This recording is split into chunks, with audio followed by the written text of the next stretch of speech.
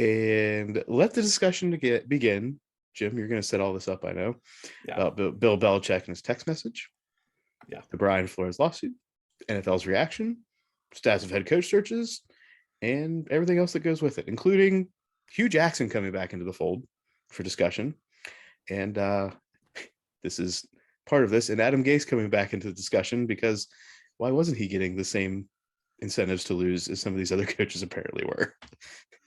So before I dive into the Flores lawsuit, can I just go on record, like, separately and say, before I get into that discussion, Brian Flores is now the coach of the Giants and has to face the Flores situation. Ryan Dabble is the coach of the Giants, yes. Ryan Dabble, I'm sorry. Yeah. So he has to face that. So while Mike McDaniel for the Dolphins is probably in the worst spot, Dabble is not far behind. Like, man, way to start. Day one's not fun for you. Anyway. So the Flores versus the NFL lawsuit situation. Brian Flores was the Miami Dolphins coach until they fired him last month.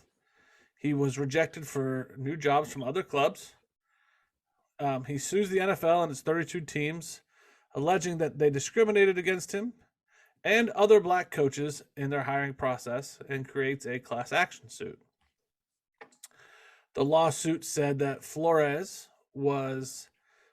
The firing of Flores was typical for black coaches who were not given the latitude of other coaches when they have the success.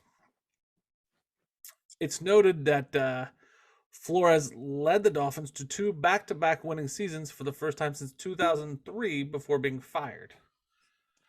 In fact, leading them on a second-half turnaround this year that almost got them in the playoffs from a 1-7 record?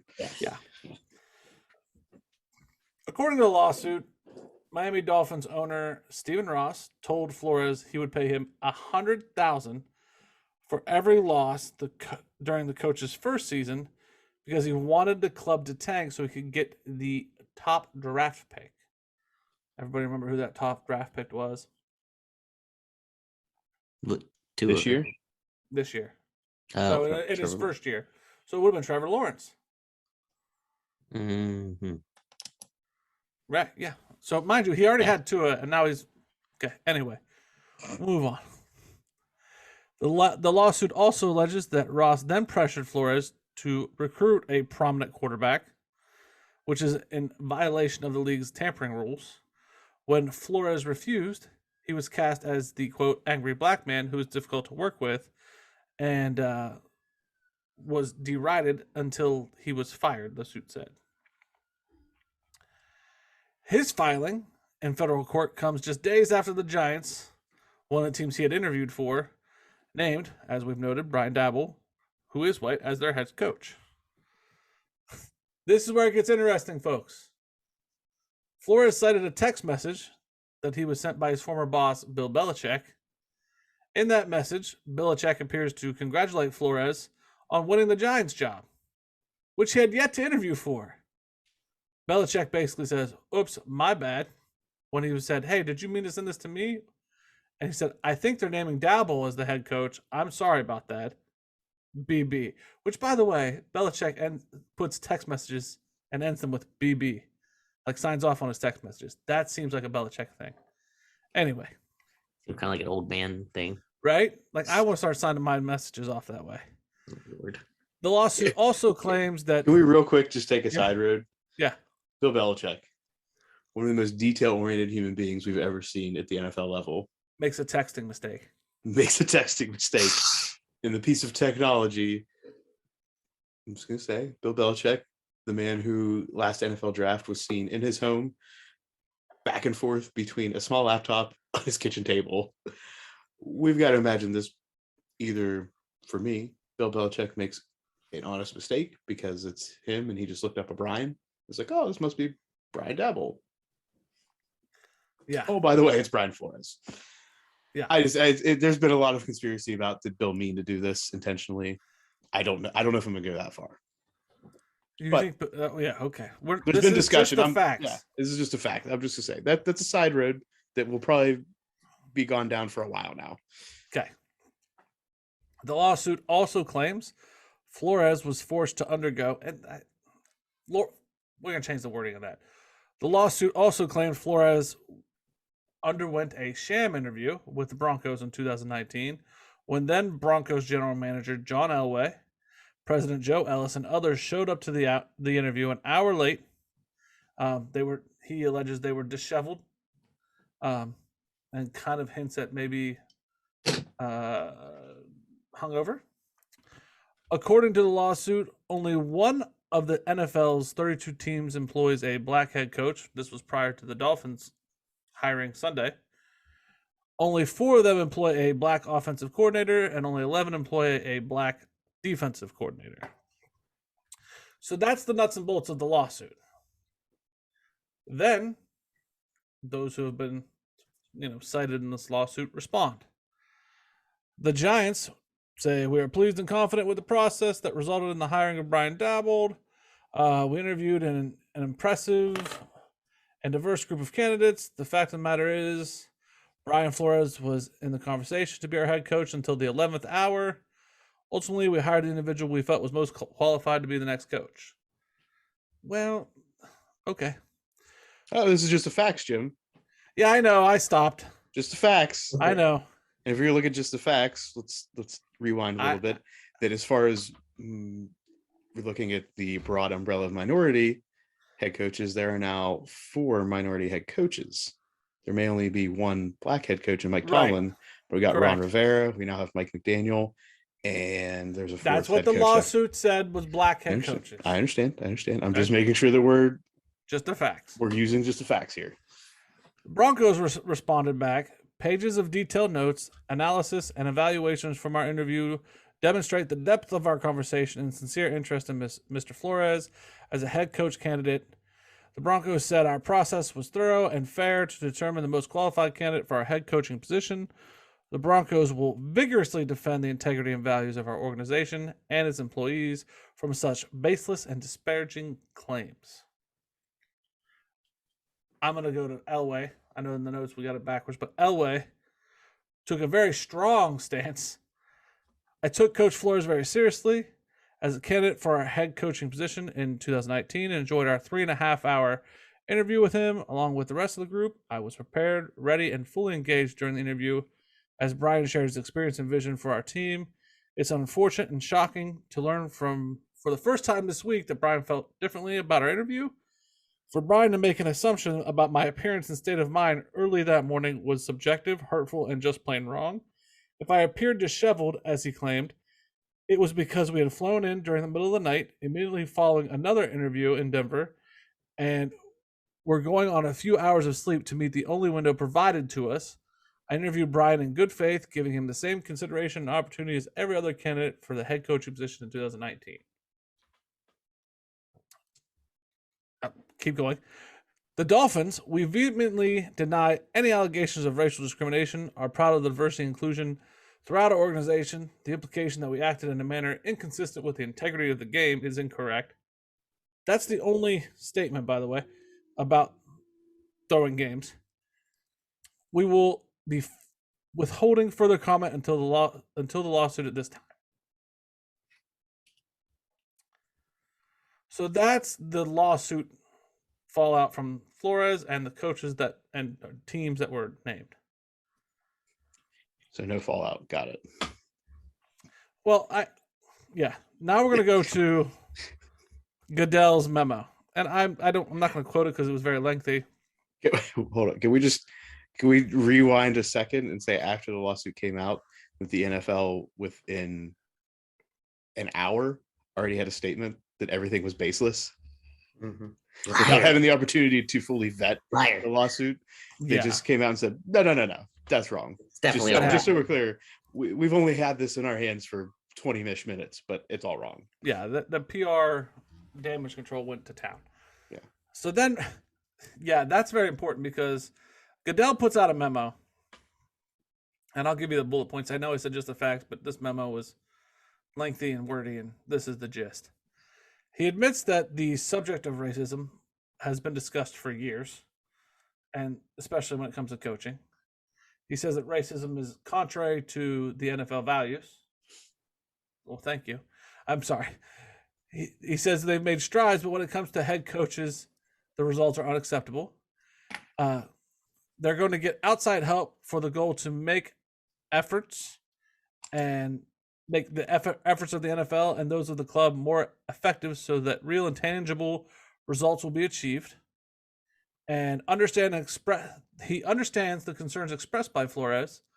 While the courts work, they plan to run their own independent investigation, and it will receive full cooperation. Okay, those were the facts. It's a lot of facts. That is a lot of facts. If you've made it through here, maybe I spent. I'm not knocking. I'm just saying. Whew, got a lot to. There's a lot there. I will go first, as I tend to have nothing to lose. What is the goal of us? Is this interpretation of the facts? Is this interpretation of the situation? What opinions are we offering? Whatever you'd like, I think. No, I think it's an interpretation of the facts, and maybe provide just a brief statement on the facts if you'd like. I think that the fact that Belichick texted him before the interviews were over, and then the Giants said that he was the candidate till the 11th hour, seems to contradict. There's some contradiction there. The numbers that Flores cites about specifically black coaches, I think you raised the point that there are 4 minority out of 32, but we think we both can agree that there isn't a lot of great stride in the hiring process for coaching positions in the NFL for any minority. That's why we have a Rooney Rule. And even Flores says in his statement, basically his career is like he's in deep. And while this is a class action suit, which meaning others can jump on, whoever jumps on, that's a risk too. I also want to say that you're going to fully cooperate and help with the investigation, Mr. Goodell. But the Dan Snyder and the Gruden investigation left a lot more to be desired. So my faith in this investigation and process being remedied is not there.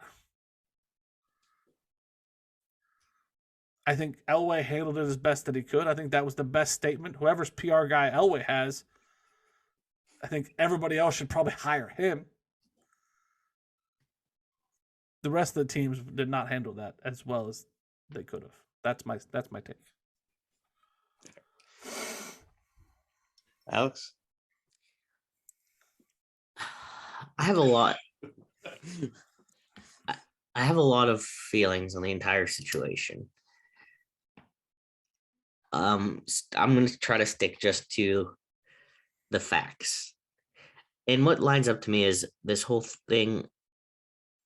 At first I was like, is Flores just stirring the pot kind of at the beginning, like, because he got fired? But then if you look at it objectively, what other reasoning could they have given to firing him other than if there was something nefarious going on that he didn't want to play in?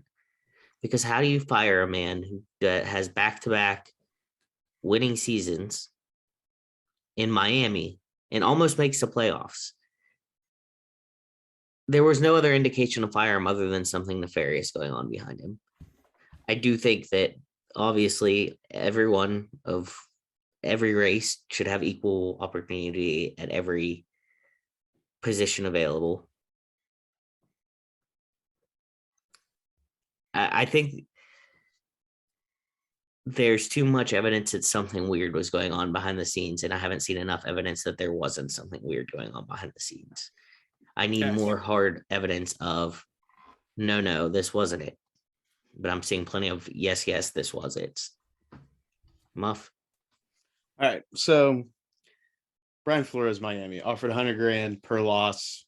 How many seasons with this? I don't know if that came into play. So did he win or lose, however you think, about 700 or 800 grand this year, no matter what happened with the outcome? There's the issue. The front office in Miami and Brian Flores did not get along. Point of clarification for a second, Muff. Yeah. Are you saying, in that last statement, are you saying that you think the tanking could have continued to this year? I've got to imagine that okay. Would That's you just fine. be, I just want to make sure. Well, That's possible. I agree. Is it possible? I don't know. But, and maybe that was after a 1-7 start. It was like, hey, let's put this back on the table. Whatever. Yeah. No matter what, he was offered $100,000 at one point for these losses. Hugh Jackson went on record afterwards saying, I was offered $50,000 from the Browns.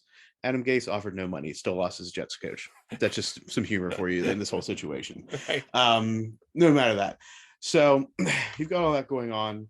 So ultimately, as I see it, Brian Flores fired from Miami because he was not willing to do the dirty work that they wanted him to do. I have got to imagine he's not the first head coach to be fired for those reasons. Where this all comes into weird play is a successful head coach over 2 seasons in Miami, apparently working against a GM and a whole front office, is kind of like an outsider. And I'm not going to say because of the color of his skin, but because he has real, unreal, perceived issue working with general management and working with the front office. And I've got to imagine there's only 32 teams in the NFL. There's only 32 general managers, only 32 ownership groups. That's got to get around. Does that make it right? No, it doesn't make it right. Is he still a good coach? Yes, he's still a good coach. He wouldn't have got a head coaching job to start if he was not a good coach. He would not have done well in Miami against all odds if he was not a good coach. We saw in New York in the Giants, Brian Daboll hired as a coach. That whole situation screwed up. Remember who was hired as the GM? Somebody from Buffalo. Brought in somebody he felt comfortable with. The real story in all of this to me is, yes, what happened to Brian Flores. Yes, what's been happening with other coaches like Byron Leftwich, possibly. It's you have ownership groups for 32 NFL teams that are not representative of the working population of the NFL. And until you have ownership groups that are more representative as far as minority as the NFL working population, guess what we're going to see a lot of the same of? This quote unquote whitewashing of the NFL at all levels, at least in the front offices. So that's the thing. So unless you're going to expand, the ownership groups aren't going to change. Those guys make way too much money. Why are they going to sell their teams if they're making millions, billions of dollars? Roger Goodell is the shield. He's not the shield of the NFL, everyone. He's the shield of the ownerships of each of these 32 NFL teams. That's who he represents. Nobody else. The NFL has a players association. That's who represents them, DeMaurice Smith. Roger Goodell only has one group of people to please, and that's the owners. And until the bottom line starts to move negatively for the NFL and those ownership groups, you're not going to see any major changes. The Rudy Rule was put in place so you could interview head coaching candidates and other candidates. It was not put in place so you could hire them. That was the hopeful outcome of that. But you're not going to make these changes until you see top-down change. And unfortunately, I don't see any of that happening anytime soon unless you see ownership group changes or you see new teams. And I'm just going to toss this as a person, not because I think this is who should have an ownership group, but Jay-Z is a multi-billion-dollar conglomerate. But does he have the wealth to support an NFL team? I don't know. That's multi-generational wealth to make that work, or multiple people coming together to make up an ownership group. Is there an answer to this? There's not an answer right now, but Brian Flores, what he's doing right now is bring attention to the situation and to maybe allow, and you got to remember, he's going to piss off the ownership groups. And until somebody makes them do it, hint, hint, it's not going to be Roger Goodell. No, because he's there to represent them. Internal investigations are represented by who? Roger Goodell puts this together. Guess what you do an internal investigation to do if you don't want anything to come up? The investigation is not going to bring it up if you don't want it to.